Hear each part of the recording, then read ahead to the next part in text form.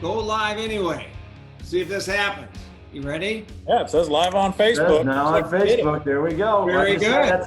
That's the first time it said that. Then I think we're making progress here. What do you think? I think so. Well, welcome aboard, gentlemen. Good to have everybody here. We're a few minutes late, and as any good group of fishermen, there's two of us that are still coming off the water. I think Steve Pennaz and Chad Koel are loading up a boat as we speak. But while we're here, it's Pontoon Talk number 2. I want to welcome John Balla, sitting in his pad in Chicago, Illinois. How you doing, John? I'm doing well, Chip. Thank you. Awesome. And Thomas Allen, who is packing feverishly to go on vacay tomorrow. That's right. We leave in the morning. We're in Birmingham now, and we head to central Minnesota first thing in the morning. Cannot wait. Very good. Very good. It's been a pretty exciting week. There's a lot of stuff going on. That's a fact. First and foremost, I don't know and I'm just going to dive right in because it's the first thing on the top of my mind. From a walleye standpoint, we were able last Friday to do a live post with our reigning angler of the year, Tom Keenan, and announce a full 2020 schedule for the National Walleye Tour. So if there's people out there that haven't been paying attention, it's up and it's happening, and I'm really excited that our circuit's going to have 3 stops and a championship. It's a big deal. It's been an enormous amount of work, I know, for the staff. I've been in touch with Christy and Anthony and the entire team putting it together, and to assemble this amongst everything else that's going on in the world has been a lot of work. So I'm pretty excited about it. That's great news. I mean, it was for a while there, you weren't sure what was going to happen. No, not at all. Not at all. And I think it's going to work out to be a pretty good schedule. I mean, we're sitting here, we're starting the season. Bay of Green Bay, Oconto, Wisconsin. Stop number 1. Number 2, St. Mary's River, Sault Ste. Marie, Michigan, August 13th and 14th. Third stop, Lake Sakakawea, Garrison, North Dakota, September 10 and 11. And a championship on Lake Erie, Huron, Ohio, in the middle of October. So the coolest part about all this is we're pushing ourselves forward. We've got a pile of money to give away. We've got all the boats that we usually give away, all the motors we usually give away, all the contingency monies are there. It's almost $2 million between 4 stops. It's a large chunk of change in the walleye world. All the television's going to get produced. We're still a little on edge of exactly how this COVID procedures are going to take place, but it's going to be a weigh-in event, probably without anybody watching in the park, but it'll be a made-for-TV weigh-in event nonetheless. We're still going to give away a pile of money and crown a champion, and that part I'm pretty pumped about. Yeah, it's an amazing feat just to get the 4 on the schedule, considering all the rules and regulations of the different states and what I'm sure everybody had to do to make those right decisions and the right calls and the right time and the right weekends. So the good news, though, is I think that's good. Also, more good news is, as Thomas can attest, B.A.S.S and some of the other circuits now have already kind of started to run through these weigh-ins under these COVID restrictions, and they seem to be going pretty well. And that maybe might lead me into my next kind of topic of conversation, is the success that B.A.S.S had last week or a week and a half ago in terms of the number of viewers that they had for ESPN. So obviously there's a thirst for it out there for people right now, considering the increase in license sales, a lot more people getting outdoors and fishing. So I would imagine the viewership for the Facebook live feeds for all the Walleye Tour events will be higher than normal. And so that's going to be something to look forward to as well. Thomas, how many views what was the final numbers from that? It was well, so as we talked about last time, ESPN picked up the Eufaula event, and that was our first one back after the quarantine and shutdown and everything. And I just think John hit it on the head. People are just thirsting for some action and a way to participate vicariously. And the ESPN connection turned into a monster for us. It was over 2 million people tuned in to watch that event. And that's something that we're real proud of. And I think that's a real testament to the strength of the Bassmaster brand. It's no secret what we've gone through in the last 2 years. And we've worked really hard to keep it strong, to keep it a predominant organization that cares about the top end pro angler all the way down to the nation level, the college level, and the high school level, and even into the juniors. And I think that we're seeing the fruits of that. And I do believe that I said this last time. Look, Bass has made some mistakes in the past. As an organization, there's nobody there that wouldn't say that. But to be able to recognize it as we did with what happened, it's really forced us to take a good step forward. And Eufaula was awesome. And you should have seen the amount of people there. I mean, it was, of course, you're in southern Alabama, in the town of Eufaula. People do what they want. And they showed up in droves. They came and they were at the weigh-ins, and they were mostly abiding by social distancing, and some people were wearing masks. I'll just tell it to you this way. I'm not really a mask guy, however you want to take that. So I was glad to see people were there, but we've hit a snag in the last couple days. I leave tomorrow to go to Minnesota for 2 weeks, catch up with family, get some R&R, much needed R&R. And I come back Sunday the 12th, and I'm scheduled at this point to head to New York the morning of the 13th. So I get home with enough time to do laundry, repack my bag, get my rental car in the morning, and then I head north to New York for 3 straight weeks for the back-to-back-to-back, which we've never had it that way. However, yesterday, New York released a statement stating that anybody traveling into the state is going to have to abide by a 14-day quarantine before they can do anything. And so we don't really know what's going to happen for those events at this point. There is a professional sporting exemption. I think we fit into that. I don't know if New York is going to look at it that way, but we're working out the details. There's a chance that we'll have to reschedule those events or move them to a different body of water, and we're just working on those details. But the reality is we're going to fish, and where we fish during those 3 weeks might be New York, might be Alabama. Who knows? But we got some changes coming again. That's interesting. Thomas, how soon after that event you followed did you guys find out those numbers? Like how quickly does ESPN get that stuff to you? I think we had them within the week. There were some days in there where they had some things going on, we had some things going on, and we wanted to, I think, release it in a timely manner. So I think it hit the waves, a week afterwards. So, I'm not in all those decisions. I just read the press release and hit publish on the website. So did you kind of hear some things about it? Like, hey, this was great. It was, better than expected before all that came out between the website and all that too, right? I mean, were you kind of hearing that? Yeah. And the anglers who appeared on the live coverage during the 4 days were getting enormous amounts, larger than the normal amounts of text messages and emails and comments on their social channels. So it really had a nice reach, and we're hoping that we can get more of that as the year goes on. But, look, ESPN covers not just bass fishing. Obviously, they have a lot bigger fish to fry, and with MLB coming back, NBA coming back, I'm not real sure what the rest of the season looks like, but I think the results were a lot bigger than they had anticipated. So they're definitely going to consider being with us at some more events as the year goes on. But right now, we're kind of just waiting to see how that's going to play out. Yeah. What about the anglers? How do they feel about all that exposure? I mean, for them, financially, right, they've got to look at that as, boy, this could be going forward some sort of windfall for me for sponsorship, which I maybe didn't have that opportunity before. Now I can say, here's the X amount of exposure that me and my peers have now reached, and this is kind of going to be the way going forward. Well, it unfortunately is not a set in stone way going forward. We had a one-time opportunity to do this.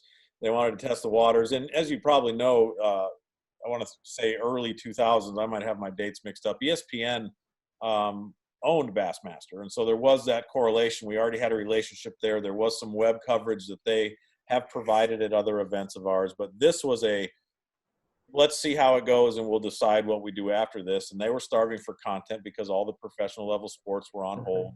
And like I said, with NBA and MLB coming back to some extent, we're not real sure. I'm not in those conversations. I just know that it went very well, and the anglers that were involved were very happy. And what it did is it really made the other anglers who didn't get to be on ESPN Live real thirsty to get a shot at it. So I hope it's the new normal. I think that it set a great precedent. It certainly proved to me the fan base is loyal and that they still love the sport. They still love Bassmaster, and that made me proud. So I think it was really good for the sport. The thing I just want to mention here, I mean, for tournament fishing to grow, period, end of story. We are not a stadium sport. We don't sell tickets for our fans, other than, you know, and even the classic is free to get in the door, right?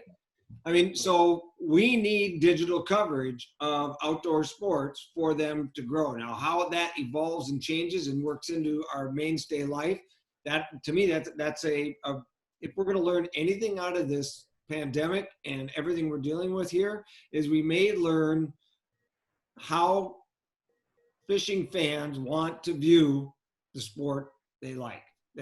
On demand, I can tell you right now, the delayed structure of events. I mean, granted, we record our show and it gets published on a TV episode a couple weeks after the event, but people want to have it right here now. And I think with the pandemic, the lock-ins, work situations for some people, maybe people aren't working, they need something to get away to escape to. And that's really what live has been about. And we do Facebook Live, we do YouTube Live, we do the live coverage that appeared on ESPN, you name it. And I think that's just feeding the anglers that want to live vicariously. And I think, Thomas, the wild, and maybe you guys disagree, but the challenge with all that is just what you just said. Okay, it's the wild, wild west of live media. I don't know if I'm watching on YouTube. I'm watching on Facebook like we are doing right now. I don't know if I'm watching it on TV. I have no idea where I'm watching it. As long as it gets to my phone. And a part of the challenge, you know, the part of the challenge for these organizations that are executing all of this is it's really hard to do all the platforms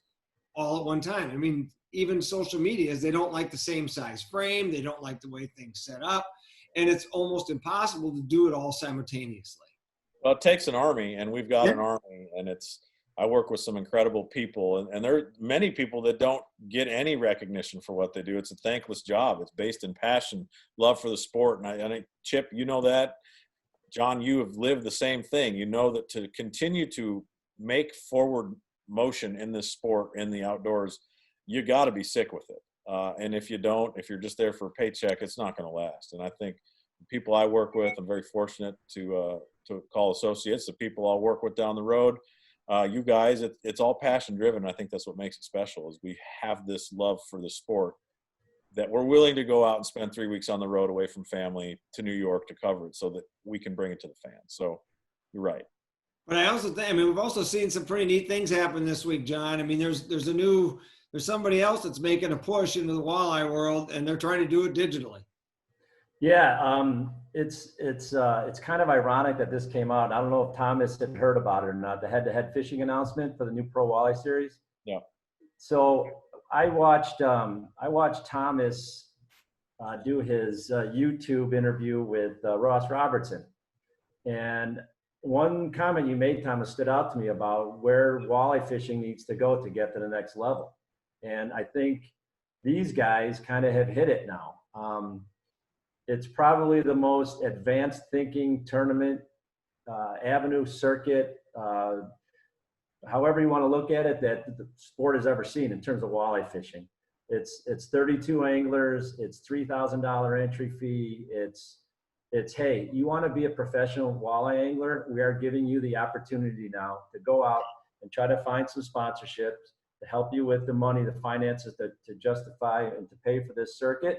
But you're also going to develop yourself and the partners that you work with. It could be absolutely amazing. The scuttle that I've heard so far has been really, really well received. A lot of guys have already made these calls and been on conference calls last night with, I'm sure, these groups of these guys, like, what do you think? What's going on? What are we thinking? How can we pull this off? So yeah, it's, I don't know if we want to get into details or not, but it's an amazing, amazing announcement. Well, there's people that are probably listening, they don't know what head-to-head is. So I think we should probably start, just give a quick rundown of what they are, because I have some just knee-jerk reactions to what I saw. First thing I want to go on record here, the more tournaments, the more anglers, the more opportunity there is for everybody. And I mean, obviously I've got a foothold in the National Walleye Tour, but I think this is really exciting stuff. It is. So basically, head-to-head started out regionally. They had plans to expand this year, but because of the COVID, they weren't able to. It's right now the format is 16 anglers going head-to-head. You only compete against your person that you're paired with on a bracketed system. You only have to beat that one person to move on to the next day. But because of the COVID, all of their events were basically in Winnebago or Green Bay. So there was talk about having this new pro circuit. Brian Keller, the mastermind behind it, they own the Real Shot, which is a sporting goods store there in Wisconsin, a chain in Wisconsin.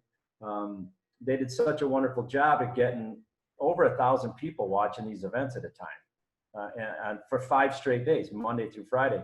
So they announced this Pro Walleye Series, 32 anglers. The first 2 days, all 32 anglers fish.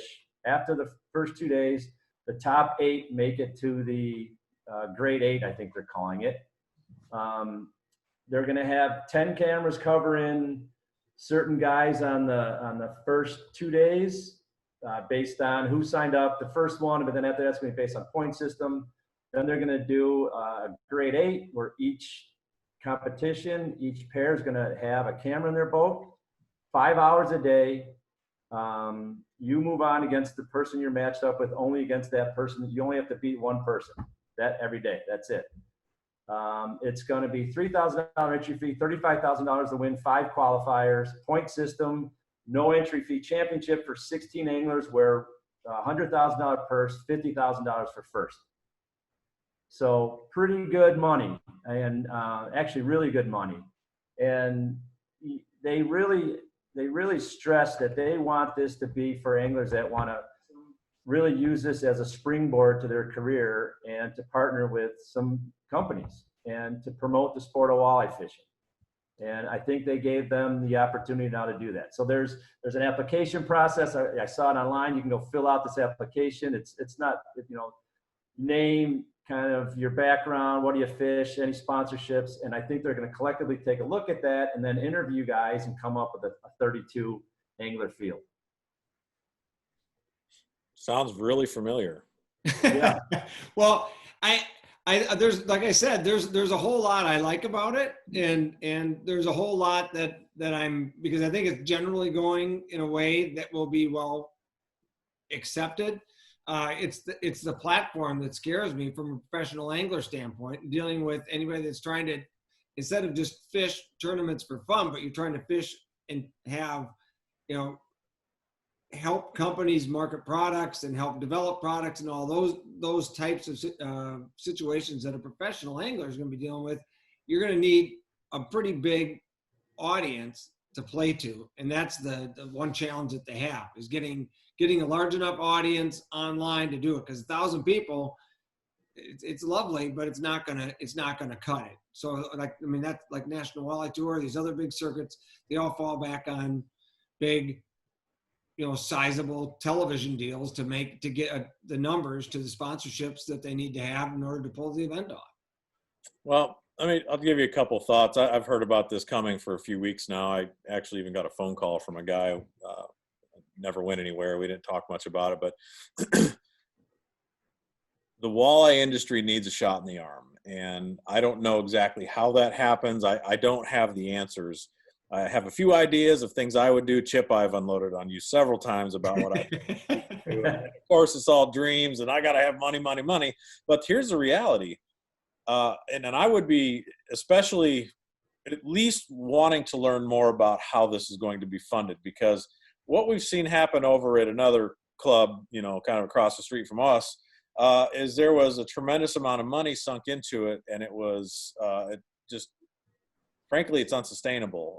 And I would like to see an organization come out of this situation if they're going to play fairly, if they're going to have a legitimate plan that's not pie in the sky to maintaining funding. And really, we're going to give the anglers a platform. Like, that's something I've heard over and over, and yawn. How many times do I hear that? It's hard to establish something like that out of thin air. And I'm not saying it can't be done, and I'm not saying the funding isn't going to be there continuously, but this is not, if there is money available for years 1 and 2, and then they're on their own and it has to be advertising dollars and so on and so forth, then it'll assuredly fail. if the money can be sustained for a while, and I'm saying, let's say 5 years where they're guaranteed to have funding to produce these types of payouts, that's how long it's going to take the industry to adopt the new circuit, the new pros, and then the information and content that they generate to be legitimized over a period of time. It's working right now in the format that it is, and I've watched some of it. It is pretty exciting, and I think that's the direction walleye fishing needs to go. They need to have live coverage, need to rebuild some of those personalities that really made walleye fishing what it was for so long. But when it comes down to it, is the money going to be there? And that would be the question I'd ask. And if they have a plan, great. I don't know it. I haven't been involved in any of those conversations. But what I've watched happen across the street is money just seemed to be plucked off of the money tree until the money tree was bare, and well, a dumpster fire ensued. So I think that this is a good thing for the industry, but I really hope that it's as strong as you guys make it sound, because that would be awesome if it works that way. Hey, I'm gonna like we can add another guy to this conversation right here who helped with the MWC for years and years and years, and of course it's talking about Steve Pennaz. So he just got a hold of us here, and he's gonna join the screen here in a second. So Hey, there he is. There he is. How you doing? He's bad. He's back floating around. That's awesome. I want to see the surface of the moon next time, Steve. Yeah. Right? Just kind of. Yeah. You know, it's amazing. I can move this boat. This Ranger's so big I can walk all around it, and you guys can't even tell. It's just amazing what you're able to do. I don't know what you're doing, but I'm impressed. All right, so that here's doesn't derail the conversation. I'm not so sure what else could, but I like it. all right. Here's what just happened. We needed about a 3.5, 4 pound fish for a project we're working on, and we pull up to a spot. Hey, the tournament's over, dude. Don't give me your excuse why you're late. This wasn't Lake Commandos. This wasn't Lake Commandos. We were working on a product video, and I needed a 3.5, 4 pound, 5 pound bass. Pull up to the lake, launch the boat, drive to a spot, flip out. The bait hits the bottom. I get smoked by about a 3.5, 4 pounder. I set the hook and jumping through the hook, and I couldn't get another one. It happens. It happens. But you've been doing good. Commandos is doing good. You guys just got back from catching a bunch of smallmouth, Chad said. Yeah, we were up on Sturgeon Bay. We actually fished the lake side and the bay side, and the water temp was low on the lake side, so we moved over to the bay side. We had some pretty hefty winds, but we found 3 or 4 spots that were really loaded up with fish, and we caught them on both kind of like a Ned rig with Berkeley worms, and then some swim baits. So it was fun. No giants, but we had some solid 4s. Maybe a little bit better than that, but it was a lot of fun. So what's are you up to speed on the launch of H2H? A little bit. I've heard about it. They haven't asked me to fish it because I don't know, maybe it's too much competition or something. So I haven't locked into it too much. Are you? No, it's a cool format. They just got to make sure they're on lakes that have fish, so the action stays good. But it's really a great look at pattern building and how little things can make a huge difference. And everybody on here, Thomas and you guys have all experienced it, John. A hook size, a line color, a lure. I mean, all of it makes a big difference at times. Not always, but sometimes it does. So you've run circuits with MWC back in the North American Fisherman days. What do they got to do from a business standpoint to make that model work? They need to generate a lot of eyeballs. How do they do that? They're just going to have to continue to grow. They're going to need to get some bigger names on there. They're going to need to be on some fisheries that produce some big fish so people are glued in. And I think part of it comes down to you want to build personalities, because you want to root for somebody. You want to be in there and watching somebody that you know, and really hope that they do well or don't. And so I think part of it is you're going to need some consistent personalities and some big personalities that really know how to fish. John, what are you hearing from what your ear on the ground out there? What's been, you said the response has been solid?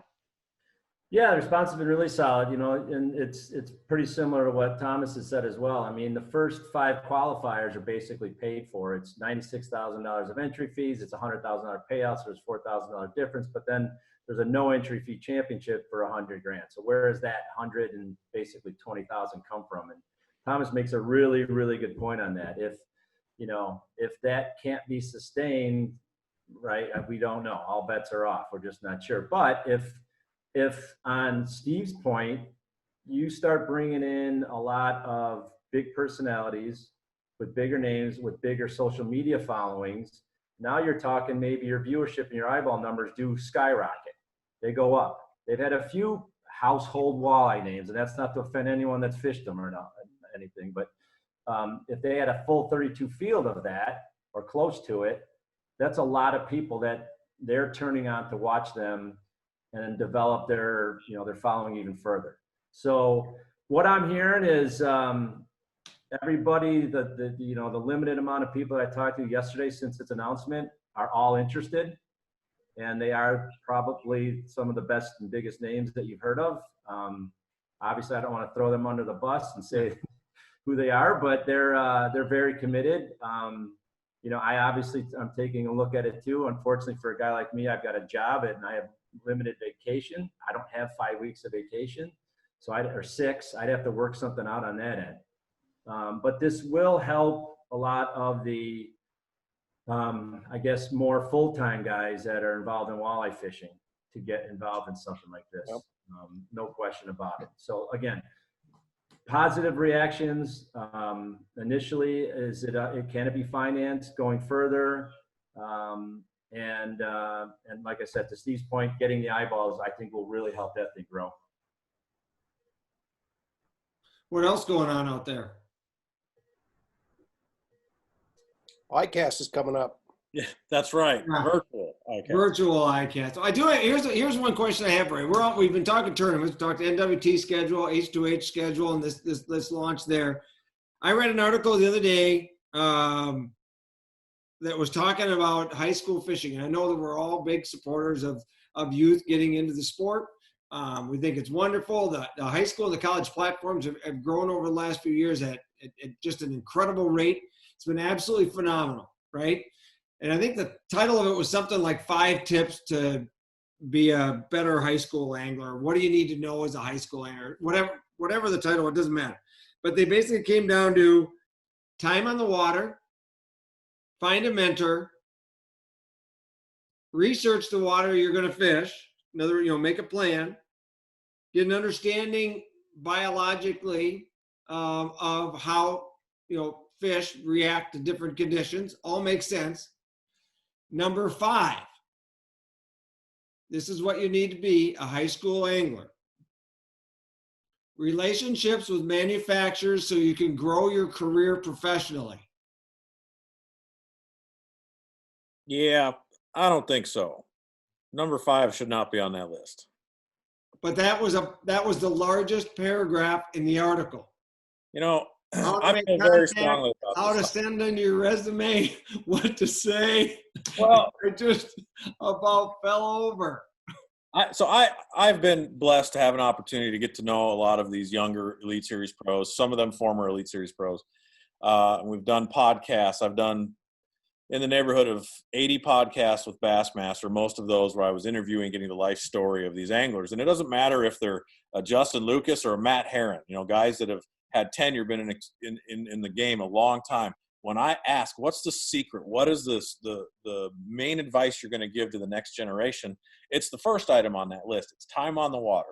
Nothing supplements your time on the water. You can read articles, you can watch videos, you can listen to podcasts, you can listen to us knuckleheads rant and rave about this, that, and the other thing. But if you're not spending time on the water fishing, you're not going to master your craft. And people aren't going to spend money with somebody that can't catch fish, if that's your objective. So high school kids, college kids, I think maybe in college there should be a little bit of the business side, but you get to fish in college. Like, there are some team requirements now where it's becoming harder to get there, but if you want to fish and you're dedicated to it, you're likely going to have the opportunity. But I think personally, there should be zero focus on juniors and high school kids on sponsorships, because in fact, they should be told, here's the jersey you're going to wear because these folks pay for your team. And you're going to support these people when you can.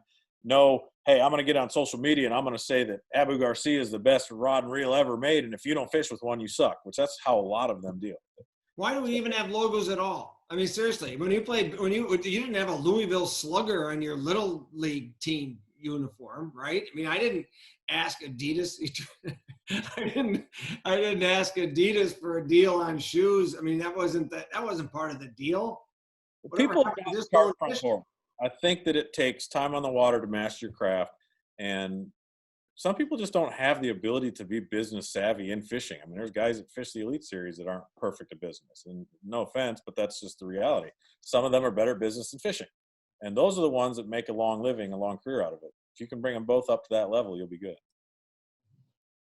You know, Thomas, what's interesting too is there's a lot of great fishermen out there, and it's not just about winning a tournament, or being consistent is important, and having time on screen is important. And the more you perform, the better you're going to have on, more time you're going to have for you and your sponsors on things. But there's an intangible that most of the really good ones have, and that is an ability to communicate effectively, whether it's through social media or when they're on camera. You know, G-Man, he's just absolutely hilarious, got a huge following. And so I think it comes down to being able to fish, being savvy with your money, because it's going to be very tight on the thing, and understanding that you're not just there to win prize money, but you're really there to build relationships with who's watching you, and for eventually for your sponsors. But I think a lot of guys go in there thinking that all they have to do is win a tournament and now they're sponsor ready, or sponsor. And you know, I've had sponsors tell me, hey, somebody wins a tournament every week. It's not just that. It's being able to support the sponsors and support your followers at a much higher level. Well, I personally don't think it should even be in the conversation at all. Period. End, zero, zilch. No manufacturer conversation. Just because I got a base hit as a junior in high school doesn't mean I'm going to play in the MLB. It doesn't work that way. I can dream about it when I lay in bed. I can watch baseball games all day long, but I'm not to somebody to get a free glove. Something that's happened in the fishing and hunting industry that I think is largely social media driven is we're able to participate in a pro level sport at our own level, right?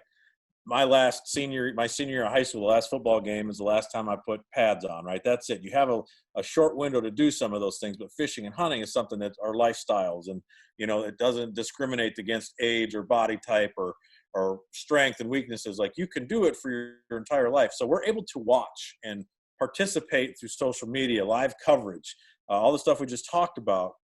And that's all really important, but it gives us, and I'm guilty of this, that's why I'm saying it, I think it gives us a false sense of confidence that, okay, so I'm sitting here on the water watching the best of the best fish the St. Lawrence River to Lake Guntersville to wherever, and I'm learning. And trust me, it's been a wonderful learning experience for me. But when I've gotten out on those bodies of water and tried to catch fish, I suck.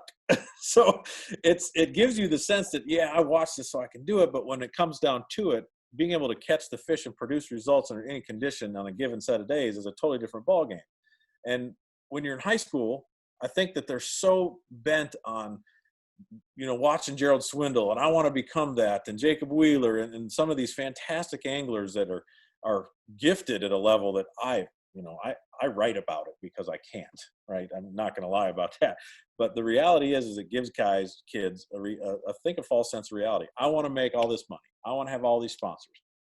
Start with putting your boat in the water. And if that means you got to fish from the dock until your dad gets home, there is nothing wrong with that. And I would rather us as mentors be more, willing to plant the seeds of just getting out and going, build your passion, understand, like you said, the biology, understand how lakes change from region to region. And, you know, I got real humbled. I came from Minnesota. I thought catching bass was easy, right? Because those fish are dumb. I go down to Guntersville and they just whip my tail.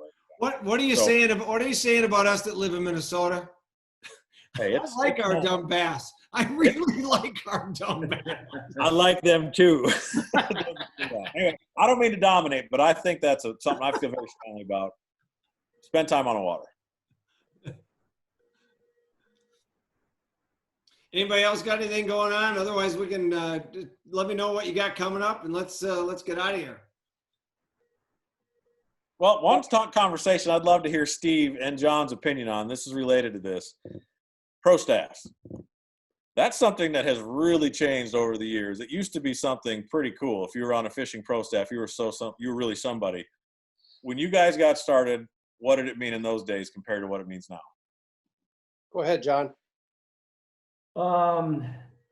Yeah, I would say it was, you looked up to certain people. I looked up to Takasaki and Campbell when I was starting to get into walleye fishing, and these guys were professionals, and they had Ranger and Mercury and Lindy, and I saw firsthand what it meant to partner with an organization, partner with a company and produce for them. They constantly were just saying how we need to produce, we need to show up looking right, saying the right things, selling a bunch of product. Otherwise, we're not going to keep these guys. So I learned from an early age, I guess. I wasn't that young at the time, but I learned early on that this is a partnership. And if you're going to get, let's say it's $5,000 worth of whatever, you have to sell an awful lot of product for them to justify giving someone like $5,000. And a lot of these anglers were like, I'm not going to get a sponsorship for less than $1,000. And it's like, do you realize how many Lindy jigs you've got to sell for them to make up the $1,000 for you?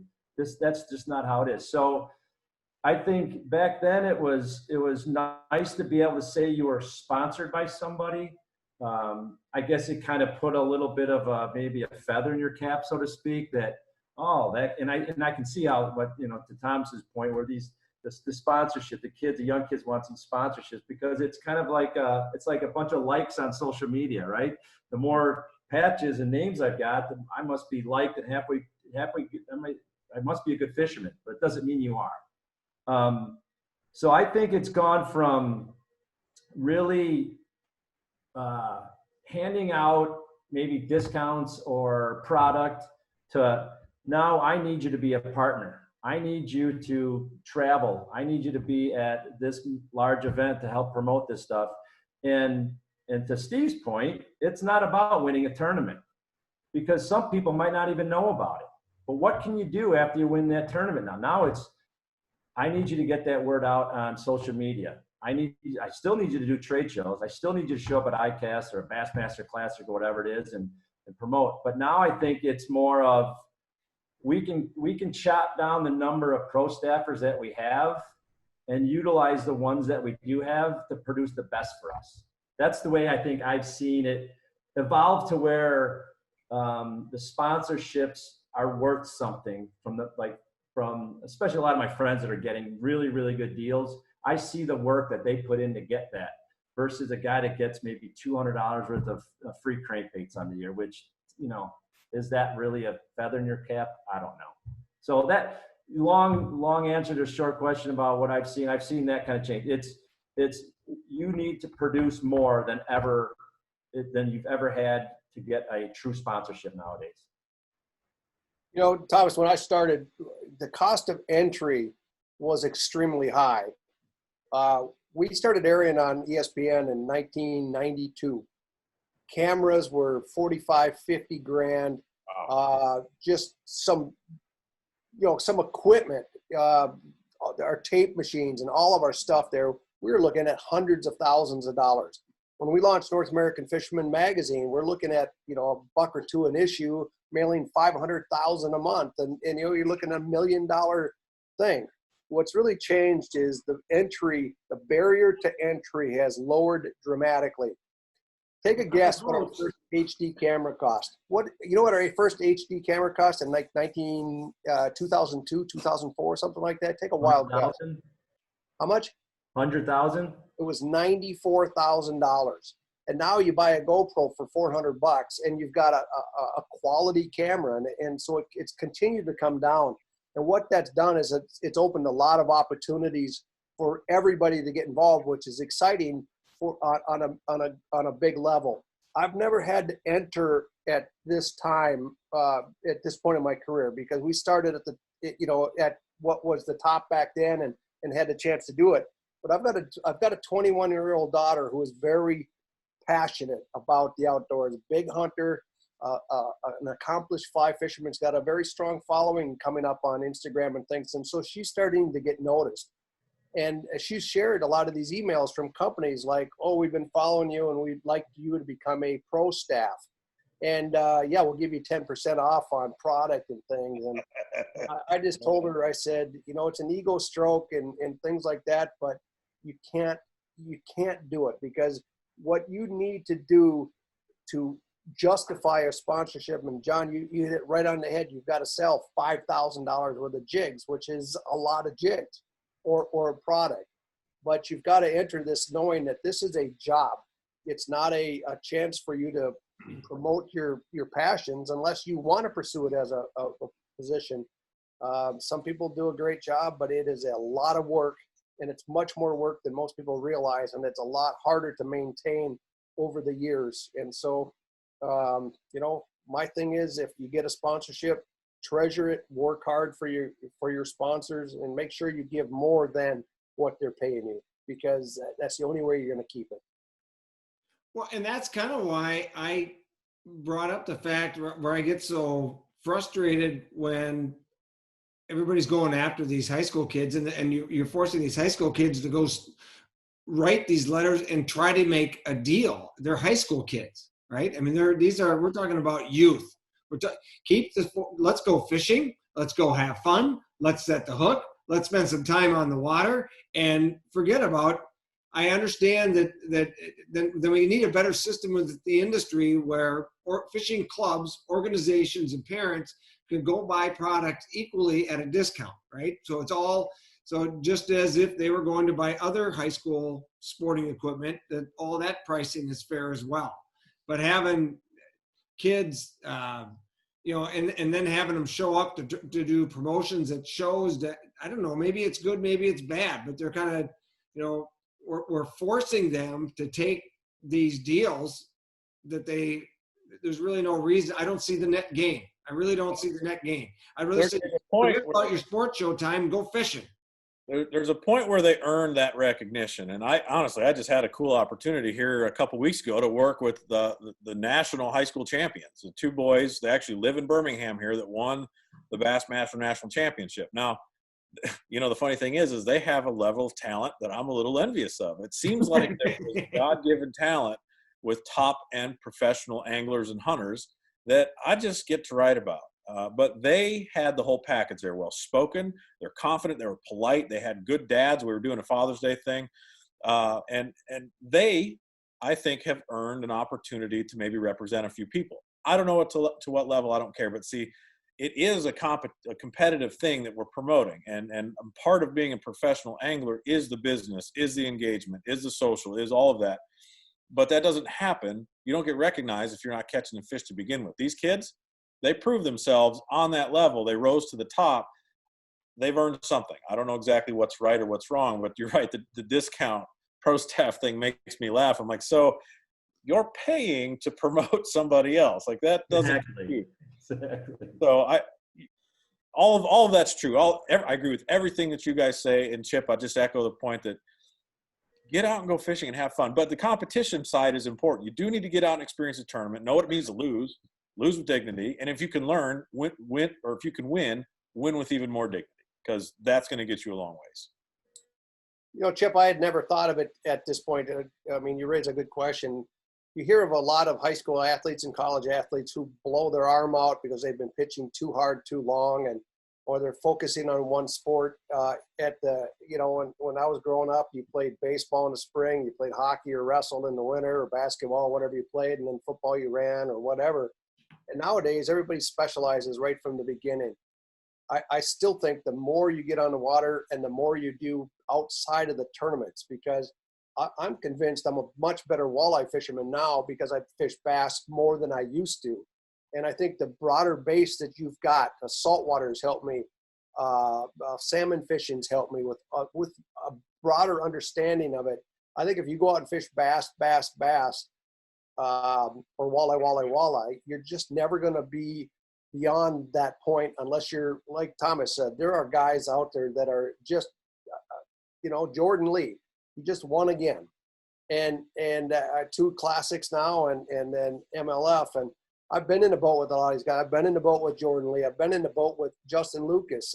We were taping a Lake Commandos with Justin Lucas, and he went to a frog, and he was throwing it between the outboard and the pontoon and running that frog to the front of the boat from about 30 feet away. And there's no way this former walleye guy could ever do that. That is a talent, and he did it dozens of times during the day. And did he beat me? Absolutely. There was no way I could have matched that. But I do think that you're right. I think that let them be kids. But if their passion is to become a professional angler, and I bet you 90% of them say that they want to be at this point, they do have to learn that at some point, and they do have to move ahead. But let them be kids now. And if they are at that talent level that Thomas is talking about, that's going to rise. That's going to move up for them. But I agree. I don't know what to go out to sponsors and things. Having said that, it is a great thing for them to learn. It's a life skill that they're going to apply in other positions. And so it might not be fishing, but it's going to be something else. I still remember selling Cub Scout candy when I was a little kid, carrying that box from door to door. And I found out if my 5-year-old brother goes, he would sell a lot more candy than this 12-year-old, because I felt sorry for him because he couldn't carry the box. But no, there's a lot of life lessons in that, maybe not just for fishing, but for life as well. So what you're telling me is that we need more multi-sport athletes. They need to fish for bass and walleye. I think if they're serious about, I tell you, if they want to be serious tournament anglers, I would recommend that they fish as many different species as they possibly can, especially at this point of their career. Absolutely, because there's nobody in fishing that doesn't end up preferring one style of fishing that isn't using something they learned doing something else. All fishing, right? Whether even it's fly fishing, but when you brought up saltwater, there's tricks that it crosses over. It just doesn't match perfectly. Right. I need John to take me out and teach me how to catch some walleyes. I need help. I'm ready, and I want to learn how to catch some more bass. I went bass fishing, and I couldn't catch any walleyes up on the bay on my last trip, so I ended up catching a bunch of smallmouth. Oh, you poor guy, you. Yeah. Yeah. It was fun on ripping wraps even. And that Ned rig. So what's everybody got coming up? ICAST, we got to talk about that real fast because we may not. It originally was scheduled for the first full week of July. Steve, I think. Second, yeah. I got it in front of me. 7, 8, 6, 7, 8. Yeah, there's like teens in the dates, but they're doing a virtual thing, and I don't know how it's going to work, but I believe, from what I understand, is they're going to like set times where there may be a virtual booth set up where you might be able to watch or ask questions to a vendor and see how it works. And I wonder, I don't know the details of this, I wonder if it'll be available to the public, which would be an interesting way to experience ICAST this year, because normally it's an industry-only show. You got to be affiliated with a media source or a manufacturer to go. But That's a really good idea. That they may want to consider in the future, open that up to the public, even if the public can't participate and ask questions, right? I mean, they could at least watch it to see what's out there. That would be really interesting. I know the feedback that I heard from some of these virtual consumer shows this spring, when at the beginning of the lockdown, like the Northwest Sports Show, there was retailers that were and some tourism booths that I know that were scheduled to be at that Northwest show in Minneapolis that did it virtual, and they had wonderful results. So, I mean, we could be looking at something completely new here. You know what's exciting to me is ICAST is not easy to get to. It's in Florida in July, and if you're a small manufacturer, it's expensive, or if you're a small retailer, it's really a buying show. And so this may open the door for a lot of mom and pops and these little independents, or even medium large independents that normally couldn't attend the show, now may have the opportunity to see what's new and actually be able to participate. So, you know, what's going to happen next year? I think the industry is going to get back together post-COVID, but I think they're going to have an element where they're going to continue this online version of it, because it opens so many doors that the current show format doesn't allow. Let's hope we're post-COVID. Yeah, Hey. it's Thomas, how were your fantasy picks? How did they perform? Yeah. They actually did pretty well. I think I got third place in our office pool for the tournament, which isn't bad.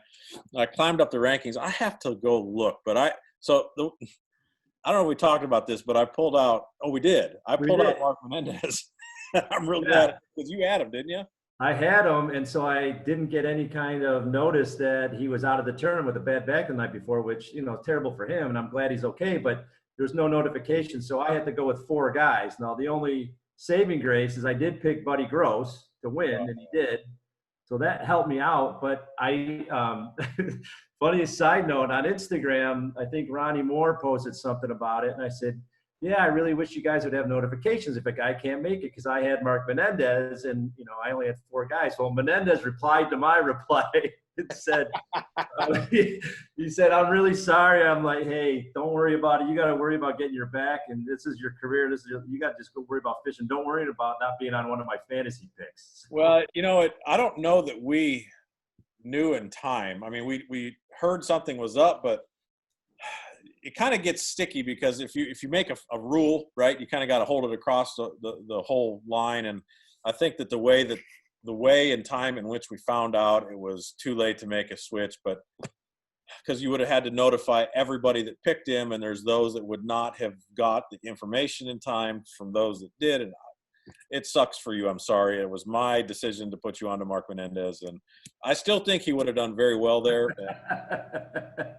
No, I love it. I encourage anyone that's watching this to sign up for it. It's a lot of fun. I mean, you know, me and John Gilman do a lot of teasing back and forth. He always picks his homies from Michigan, and, you know, never gets rid of Paquette and Pipkins ever, and Polinick and Fighter. He's always picking his buddies. And well, listen, this new head-to-head program really could play into some fantasy fishing on the walleye side. That's a good possibility, especially, as Steve said, if you're going to build the personalities, what better way to do it than to have a fantasy fishing club? For sure. If you have 32 people that you can kind of, you know, start grabbing onto and really relate to and cheer for, that's a great way to get more people involved in watching it. That's a great point. Hey guys, I have a question for you, and this is actually for Chip and John. Should I invite Thomas for Lake Commandos? Yes. Chip is holding his tongue. What? No, I absolutely wholeheartedly. Why would you not? I think both these guys would be great on Lake Commandos. I think I'd I embarrass just myself. want you to know that they probably are going to put up a bigger fight than I did. Okay, so you better bring your A game on that day. That would be great. Would it be back in the neighborhood up in Minnesota, or would you go down south for it? Well, you do all your filming up north anyway, Steve, right? Well, rumor has it Thomas is heading north the end of next month and going to an area that's just loaded with bass and walleye lakes up there. And yeah, I don't know. Maybe it's his personal vacation, so I don't know if I want to ruin it for him. But what do you guys think? Should I invite him? Well, it sounds like you're inviting yourself on his family vacation. That's what it sounds like to me. Yeah. Listen, I fish with a lot of strange guys on my vacation. It wouldn't be the first time. Hey, honey, I hope you don't mind, but my fishing buddies are coming along on our family time. With a camera. Yeah, we're going to work. I used to do those vacations. Yeah. So, well, all right. I with your 2 approvals, maybe I'll approach him privately so you can let me down gently. No, I would love to do it. I wouldn't say no. Good. You got to let me know on dates, and then we'll figure it out. But that'll be fun. I would love to do it. I do need more of a challenge than Chip gave me. So, all right. Well, Chip's pretty good. It concerns me that don't set the standard too high for me. If you want to do dogfish or something, I might be able to hold a candle. I did catch the Iowa State record dogfish when I was in high school. Get out of here. Who knew that? Wow. I let it go. I didn't know it was a state record. Oh, you know what? I caught a state record too. I'm being serious. I had a buddy with me. I actually did. It was a 12-pound, 13-ounce on a digital scale, and I went back and checked the next day, and it was like 12.6 was the state record. It was a giant. The D liar with the spring. Okay, that's fine. Look, Hey guys, I gotta show you somebody that's here. Check this out. Oh, it's Chad. Hey, What's up? did Jim was he really needing you earlier. did he tell you who caught the fish we did end up filming today? No, he No. neglected that part. He did? Oh well. Somebody other than Steve. Good to see you guys. Sorry I missed all the good stuff, but next time I'll be there. Thanks for working, Okay. Chad. See you, Chad. The last time Steve let him on. By the way, you're fired. Let who on?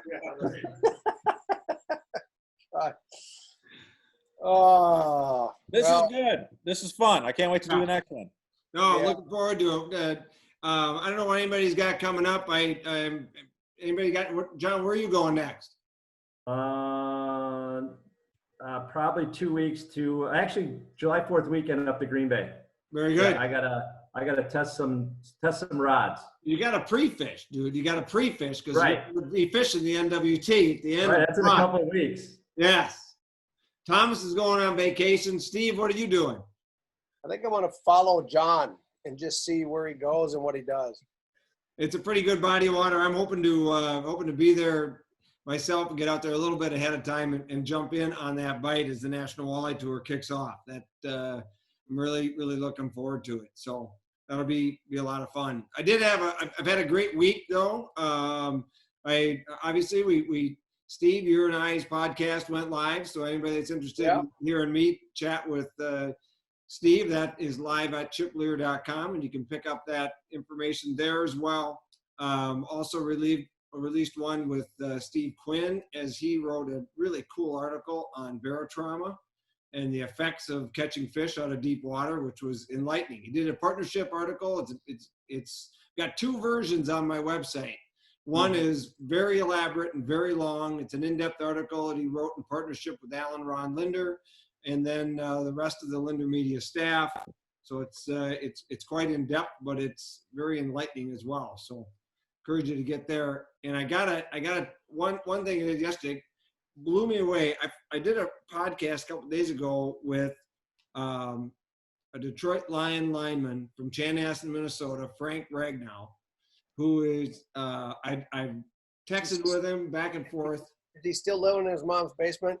He's living in his mother's basement, saving money, which is great. But what I got out of this was, as passionate as he is about football and as good as he is at football, first round draft choice and the whole 9 yards, what an incredibly dedicated outdoorsman. And so it turned out to be a great podcast. I look forward to that getting produced and turned around here in a few weeks. But it's great to see people using the outdoors for lots of different things, especially somebody that's competing at that level in the NFL.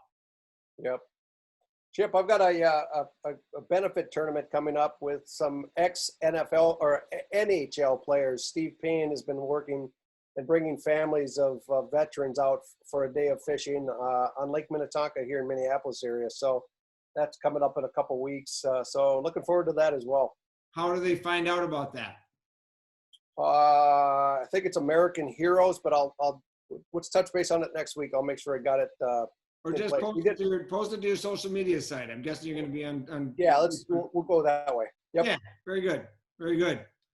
Well, awesome. I mean to shut this down. The pontoon number 2 concluded. We'll get back to the dock, go home, move on to our next topic, and hopefully we can get together in a week or two. What do you guys think?